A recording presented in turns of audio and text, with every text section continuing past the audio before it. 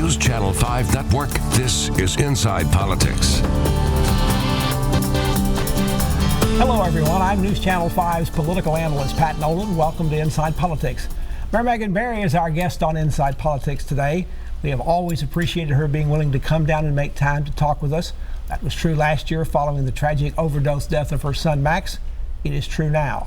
Last week, Mayor Barry disclosed she had a nearly 2-year-long extramarital affair with the head of her security detail, Metro Police Sergeant Rob Forrest. She has apologized for her actions, said she was human, and made a mistake. She has asked Nashvillians for their forgiveness and promised to do whatever she can to earn back the public's trust and confidence while she continues her work as mayor. Mayor has also pledged full cooperation with the several investigations that have begun and to respond to questions from the media. Mayor, thank you for being on the show, and again, welcome. Thank you for inviting me, Pat. I appreciate it. We start our conversation with the first reaction and question I've gotten from just about everybody as I've talked about this around the community. What were you thinking? Yeah, clearly that would be the question of the day. As I've said, I'm deeply sorry for all the pain I've caused so many people, and I wish I could go back. Your professional background is in ethics, corporate ethics compliance. You were aware of the difficulties and challenges in particular that arise from workplace romances, especially with a person working in close support with a subordinate. Yet it happened.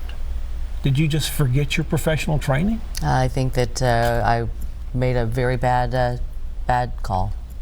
When this affair began, or during that affair, did it ever occur to you that Sergeant Forrest ought to be transferred away from working directly with you? You probably would have recommended such a move if you'd been in a corporate situation. I think upon reflection, there's a time that we should have made a better decision.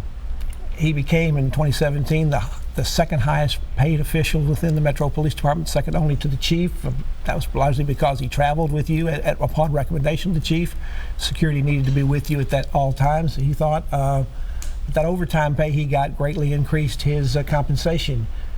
Didn't you realize this was going to create a problem? Well, I mean, I think that when we look at the expenses and the overtime, it was because I had a very aggressive schedule, and it would have been that way whomever was actually serving in that position. You said repeatedly you've made a mistake.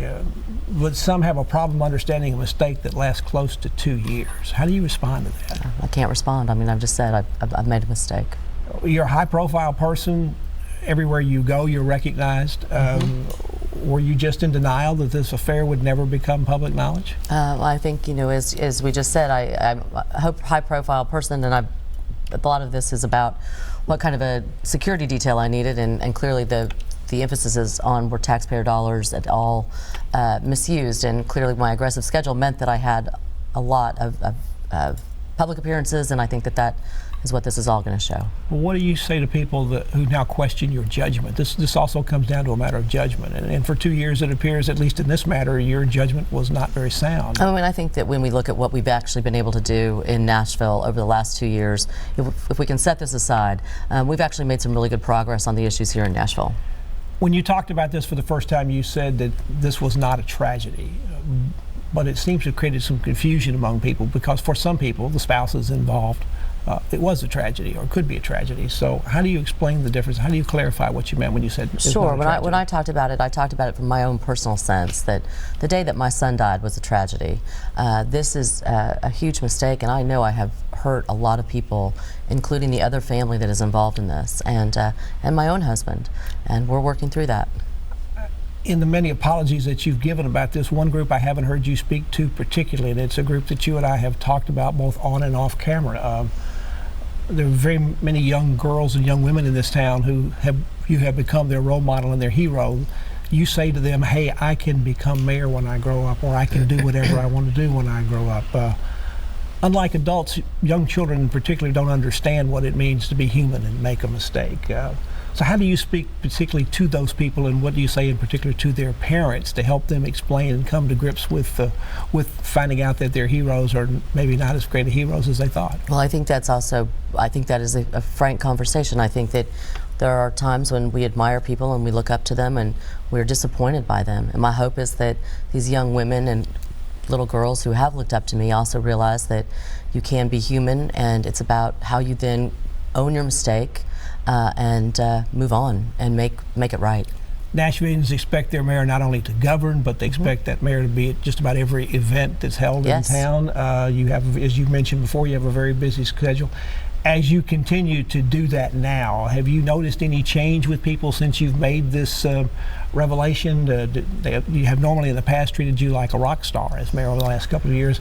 Is there a little bit more aloofness? Do you feel a chill when you come out to see people in the public? I mean, I think that, people are like you asking, what happened and why, and my goal is to continue to talk about the great stuff that's going on in Nashville and make that connection and to earn back the trust, and that's what I try to do with every person I meet. So far as you've gone out, you've been encouraged by the public response, or how have you felt about your being treated? I mean, I've been encouraged by the fact that people want to talk about Nashville, and they want to talk about earning back trust, and that makes me feel better. In the days immediately following what happened, I know you had some things received in your office, notes of encouragement, other kind of items, maybe flowers, to say that we still support you as mayor. Are you keeping track of that with your staff, along with emails and letters? Yeah. Are you measuring that out against communications you've gotten that aren't as positive? I think that I'm just grateful for the people who've reached out and given me encouragement. And as one might expect in the South, one thing that people do send is food. So what kind of food have you been getting? I get food. It's very sweet. This revelation has probably touched off more kinds of discussion across a broad range that I've seen in the community, at least in a long time. There's been anger, there's been disappointment. The Tennessean did an editorial that said you betrayed Nashville. There have been some calls for your resignation or leaving office. But there's also been expressions of some support for you. There are now as many as 4 investigations that could be going on. You knew this was going to be a difficult time with more difficult days ahead. Yet you've decided to continue to persevere in your job.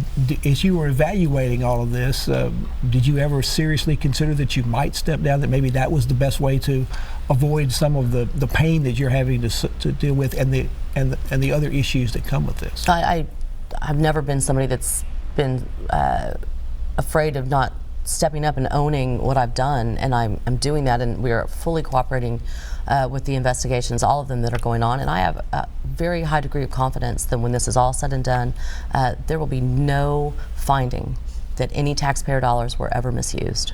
Nashville Mayor Megan Barry is our guest. We're talking about the revelations and the disclosures that have happened over the last couple of weeks, about 10 days.